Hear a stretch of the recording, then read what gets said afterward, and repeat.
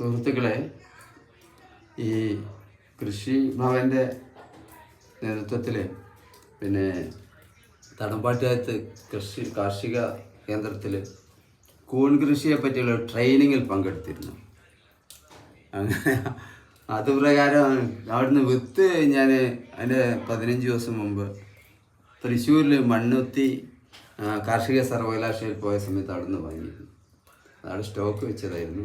അത് ട്രെയിനിങ് കഴിഞ്ഞ് 10 ദിവസം കഴിഞ്ഞതിന് ശേഷം ഉണ്ടാക്കിയതാണ്. 15 ദിവസം ഇത് ഡാർക്ക് റൂം, ഇതൊക്കെ അടച്ച് ഡാർക്ക് റൂമിൽ വെച്ചു.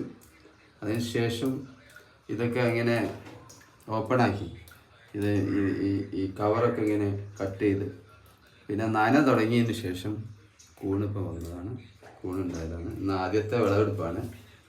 ഏതായാലും ഏറ്റവും നല്ല സാധനമാണല്ലോ, കൂടുതൽ വൈറ്റമിനൊക്കെ ഉള്ളതാണ്.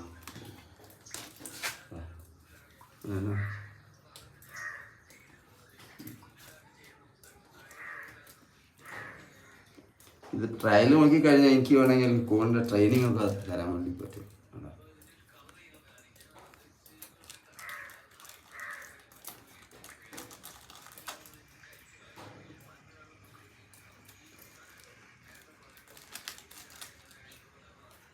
ഇതുണ്ടാകുന്നത് വരെ നമുക്ക് വിശ്വാസമൊന്നും അവരെങ്ങനെ കൂണുണ്ടാവുന്നത്.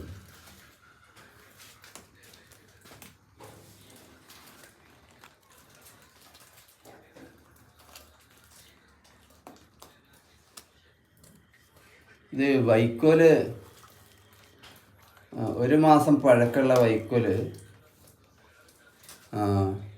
വെള്ളത്തിലിട്ട് കുതിർത്ത് വെച്ചതിന് ശേഷം പിന്നീട്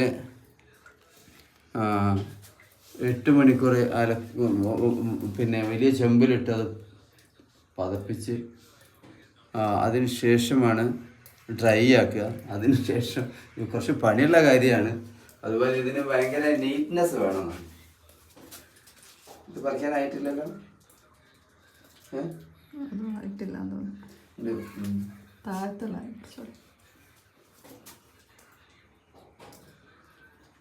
നനയ്ക്കാനല്ല.